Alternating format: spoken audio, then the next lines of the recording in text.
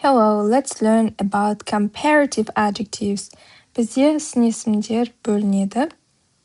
Формалары бар, яғни comparative ол салыстырмалы сын есімдер. Is Scotland bigger than Wales деп мұнда жазылған. Шотландия үлкенірек пе Уэльске қарағанда.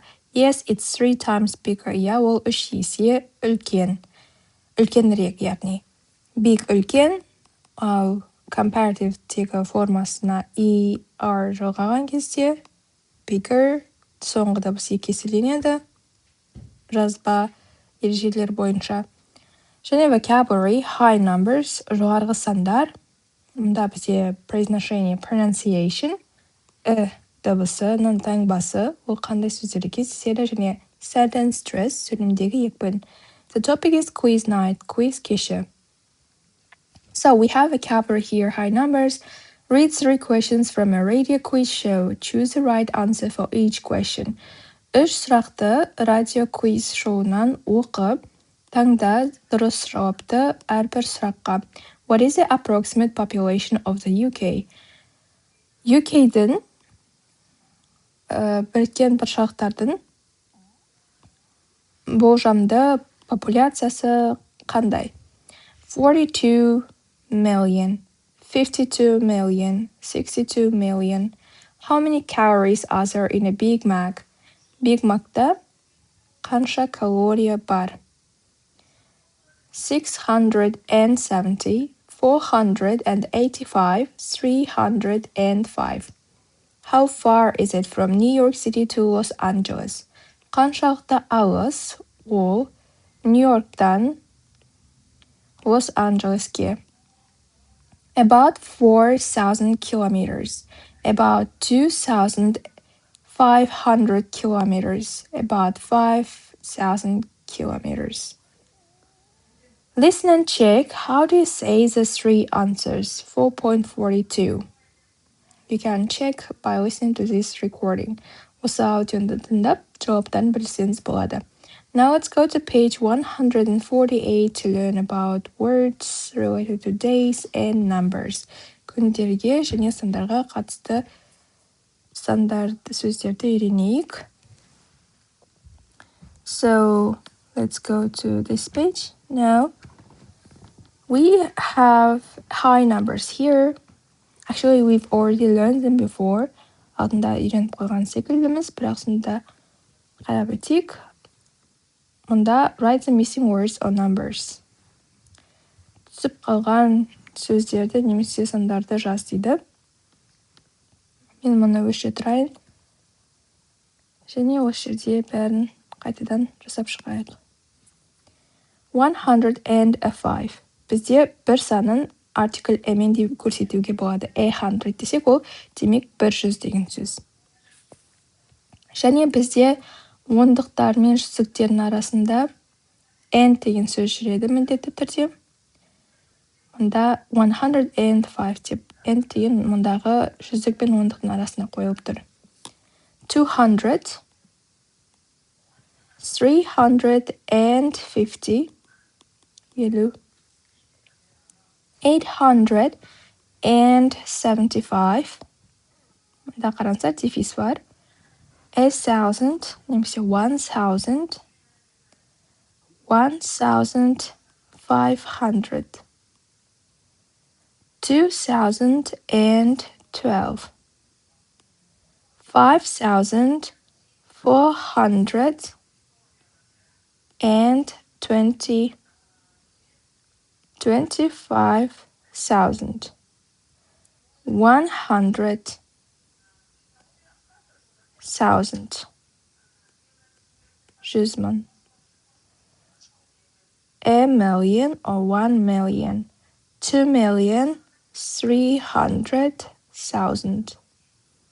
Now let's go to page back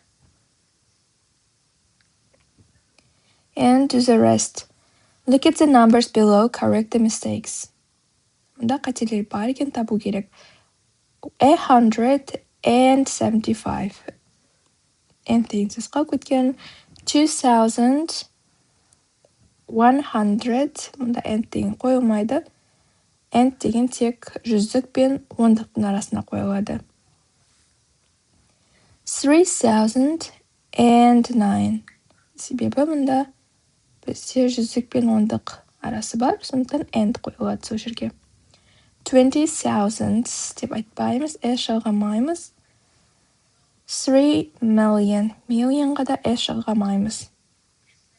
Listen and write the 10 numbers you hear. 4.44. Тыңдап, 10 санды жазуымыз керек. Осы аудионы тауып. Answer the questions with a partner. Партнермен сұрақтарға жауап бер. What's the population of your town or city? Сенің қаланың тұрғыны қанша дейді. What's the population of your country? Еліңнің. How far is it from your town, city to London or New York? Сенің қалаңнан Лондонға немесе Нью-Йоркқа дейін қаншалықты ұзақ дейді. We have a listening task here. What quiz shows are popular in your country? Сенің еліңде қандай quiz шоулары атақты? Listen to the introduction to a quiz show called Quiz Night. Quiz Night деп аталатын quiz шоуның кіріспесін тыңдап. Answer the questions. Сұрақтарға жауап бер. How long do the contestants have to say if the sentences are true or false? Қаншалықты ұзақ contestants қатысушылар айтуы керек, егер де сөйлемдер дұрыс немесе қате деп. How much do they win if they get?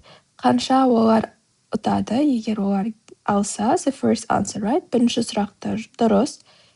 The second answer right. Екінші сұрақты дұрыс. The third answer right. All 8 answers right. Барлық 8 жауапты дұрыс айтса.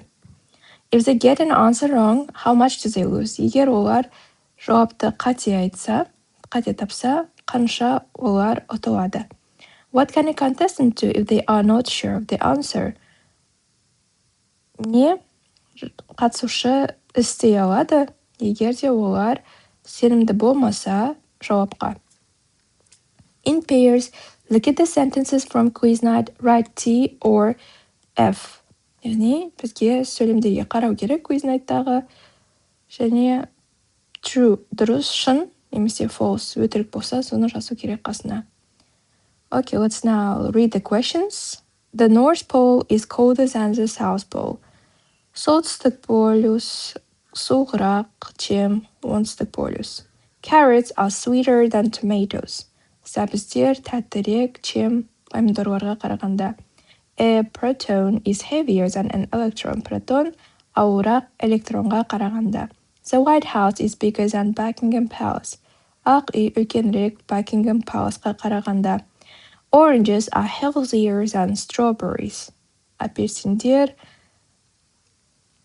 денсаулыққа пайдалырақ қызанақтарға қарағанда. Қызанақ ол бізде помидор. Strawberries клубники. Клубникаларға қарағанда. Құлпынайларға қарағанда. Female mosquitoes are more dangerous than male mosquitoes. Яғни әйел масалар қауіптірек ер масаларға қарағанда. In judo, a green belt is better than a blue belt. Judoда жасыл белдік жақсырақ көк белдікке қарағанда. Hepatitis A is worse than hepatitis B. Гепатитис А жаманырақ гепатит Б-ға қарағанда. Listen to a contestant on quiz night. Check your answers to be how much does she win? 4.46. Осыны тыңдап, сіздер жауабын біле аласыздар. Listen again for why the answers are true or false. Write down any numbers you hear. Тағы да тыңдап, жауаптардың неліктен өтірік, шын немесе өтірік екендігін тыңда дейді. Write down, жаз, кез келген сандарды сен естіген. So now let's learn grammar. Look at the adjectives in the quiz sentences. In pairs, answer the questions. Сын есімдерге қараймыз, квиздағы сөйлемдердегі, және де сұрақтарға жауап береміз. Using adjectives to compare two things. Сын есімдерді қолдану, салыстыру үшін екі затты. What two letters do you put at the end of one syllable adjectives? Қандай екі әріпті сен қоясың соңына бір буынды сын есімді, мысалы cold, colder деп тұрды ол жерде, демек ER әрпін. Why is big different? Неліктен big басқаша? Себебі big деген кезде bigger деп біз G-ді екі еселейміз. Неліктен басқаша. What happens when an adjective ends in y? Не болады егер де сын есім y-ға аяқталса? Мысалы, бізде болды ондай сөз healthy деген. Healthy дегенде y-ға бітіп тұр. Және біз оны I-ды y-ға өзгертіп жібереміз. Сонымен y бізде I-ға өзгеріп кетіп тұр. What word do you put in front of long adjectives? Қандай сөз сен қоясын алдына ұзақ сын есімдерді? Мысалы, dangerous. Dangerous деген мұнда тұрды. Бізде more деген сөзді қоямыз алдына. Яғни бір буыннан көп сын есімдерге біз er деген жалғауды жалғамаймыз. Оның орнына біз алдына more деген сөзді қоямыз. What is the comparative form of good and bad? Good және bad бізде дұрыс емес сын есімдер, олар ережеге бағынбайды, сол себепті оларды жаттап аламыз. Good'тің салыстырмалы формасы better жақсырақ, bad'тікі worse жаманырақ. What's the missing word? Түсіп қалған сөз не? China is bigger than. Яғни екі затты бір-бірімен салыстырған кезде қарағанда немесе чем деген сөз ол ағылшын тілінде than. Бұл бізде сын есімнен кейін келеді. Және let's go to page 140 to learn more about this grammar rule. So, is your sister older than you? Сенің әпкең сенен үлкенірек пе? Buckingham Palace is bigger than the White House. Buckingham Palace үлкенірек, White House үлкен ақ үйге қарағанда. Female mosquitoes are more dangerous than males. Әйел масалар қауіптірек, чем males ер масарға қарағанда. My new job is better than my old one. Менің жаңа жұмысым жақсырақ, менің ескіме қарағанда. The traffic is always worse in the evening. Трафик, яғни пробка, әрқашан жаманырақ кешкісін. Use comparative adjectives plus than to compare to things, people, etc. Яғни салыстырмалы сын есімді қолдан плюс than'ды салыстыру үшін екі затты, адамды тағы басқа. Мұнда бізде қалай оны жасау керек форманы? Егер де біздің сын есім old, cheap барлығы бір буында one syllable adjectives, онда біз er қосамыз. Older, cheaper. Сондай-ақ big, hot. Бізде adjectives ending one vowel plus one consonant. Егер де етістік сын есім бізде бір дауысты және бір дауыссыз аяқталса, онда соңғы дауыссыз екі еселенеді. Big, bigger, hot, hotter. Және де er қолданылады. Бұл бір буынды сын есімдерге қатысты. Алайда бізде dry, healthy, y-ға бітетін сын есімдер бар. Онда кезде one or two syllable adjectives ending consonant plus y. Яғни бұл y-дың алдында consonant болу керек. Тағы да сол кезде біз y-да i-ға өзгертеміз. Consonant деген дауыссыз. Мысалы, healthy дегенде h, dry дегенде r бізде дауыссыздар. Сондықтан олардан кейін келген y бізде дауысты болады да, ол өзгереді i-ға. Және одан кейін er қосамыз. Бұл екі буынды сын есімдерге де қатысты. Негізінде екі буынды сын есімдерге біз мұнда more famous деген мысалға екі немесе одан да көп буынды сын есімдерге more деген көмекші более деп аударылады орыс тілінде. Содан кейін сын есімді өзін жасайтын болсақ, екі буынды сын есімдер егер y-ға бітсе, мысалы healthy, ондай болса оларға да er жалғауға болады. Тек y-мен бітетіндеріне ғана. Expensive бізде үш буынды, more expensive. Сондай-ақ бізде дұрыс емес сын есімдер, олар good, bad, far, олардың жаттап аламыз. Шырайларын better, worse, further деп олар irregular, дұрыс емес деп аталады.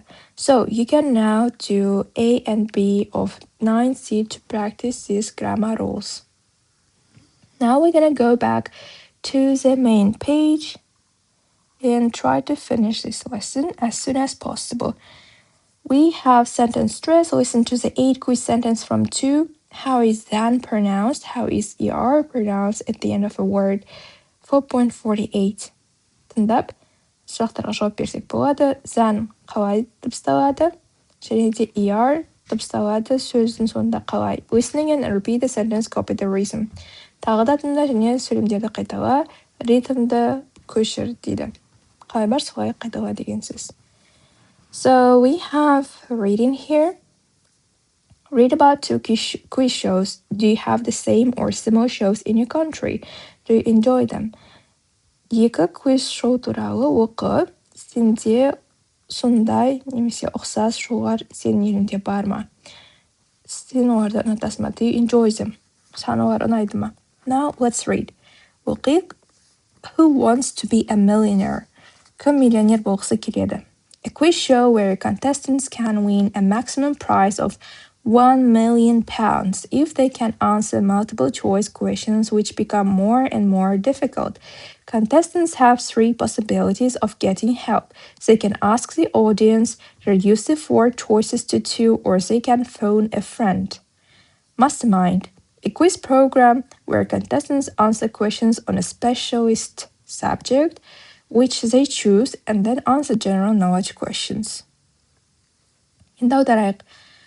Quiz шоу, где contestants, яғни қатысушылары жеңе алады максимум приз 1 миллион фунт. Егер олар жауап бере алса, multiple choice деген андай A, B, C, D деген вариантты сұрақтарға,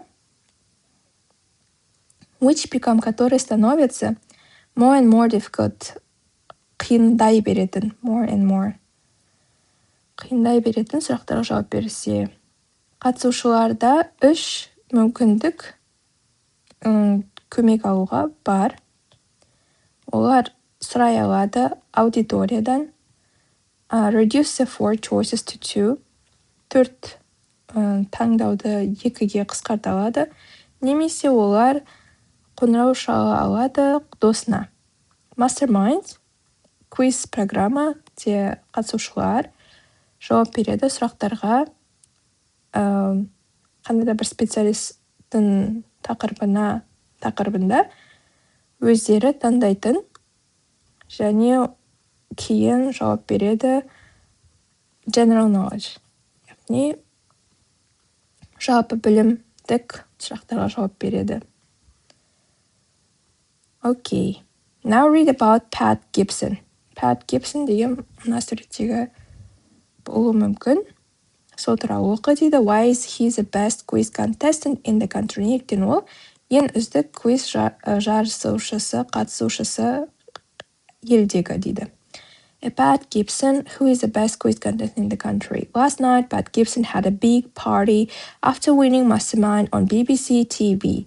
But it was not his first celebration party. Last April, Mr. Gibson won £1 million in Who Wants to Be a Millionaire and the first person in Britain to win both quizzes. In the Mastermind final, Pat, a 43-year-old computer programmer who is obsessed with trivia, beat 5 other contestants, including a university lecturer. During the competition, he questions on several specialist subjects, for example, film director Quentin Tarantino and science fiction author Lane M. Banks. In Who Wants to Be a Millionaire, he got to the final question and still had the possibility of phoning a friend for help. He was sure that he knew the answer, but he called Mark Kerr, a friend, to double-check it. Mark was happy to help him. 6 weeks before, Pat helped Mark to win £250,000 on the same show as his phone a friend. Енді аударайық. Өткен түнде Pat Gibson үлкен мерекесі болды. Жеңіп алғаннан кейін Mastermind BBC TV-де. Бірақ ол оның бірінші celebration party мерекесі болмады. Өткен сәуірде мистер Гибсон 1 миллион фунт жеңіп алған болатын. Who Wants to Be a Millionaire деген программада кім миллионер болғысы келеді деген, және he is the first person, ол бірінші алғашқы адам Британиядағы жеңіп алған 2 квизді де. Mastermind'ның соңғы финалында Pat 43 жасар компьютер программисті, который obsessed, қатты берілген тривия, бит деген 5 басқа тривияны қатты жақсы көретін программист жеңеді 5 басқа жарысушыны, including ішінде оның university lecturer, университет лекторы болған дейді. Жарыс барысында ол жауап береді сұрақтарға бірнеше специалистік тақырыптарға. Мысалы, фильм режиссері Квентин Тарантино және де ғылыми фантастикалық автор Лейн Эмбанкс. Солардың сұрақтарына жауап береді. In Who Wants to be a Millionaire? Кім миллионер болғысы келеді де, ол жетеді финалдық сұраққа, және ода әлі де болса болған еді мүмкіндік қоңырау шалуға досына көмек үшін.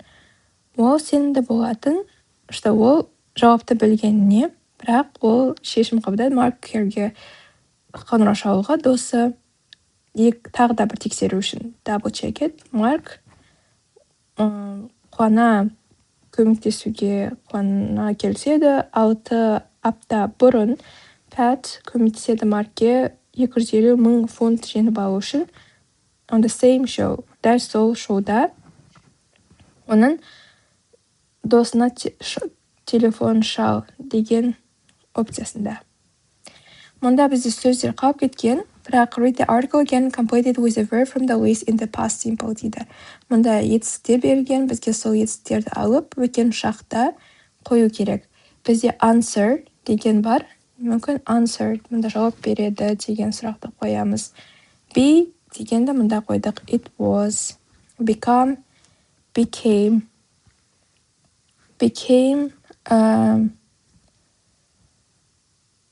мұнда one дегенді қойдық, жеңіп алды, get деген жетті, have it, had, know, knew білді, және but he phoned қоңырау шалады, Pat helped көмектеседі, және and became болды, становится, шап осылай толықтыруға болды деген. So that's it. Now with a partner, look at the highlighted words in the text related to quiz shows and guess their meaning. Бар final, trivia, бізде trivia сұрақтар, beat, это жеңу, competition, жарыс. That's it. Would you like to be contestant on a quiz show? Сен қалар ма едің қатысушы болуға quiz showда? Which one? Қандайында? So that's it for this lesson. Thank you so much for your attention. I hope it was helpful. Bye.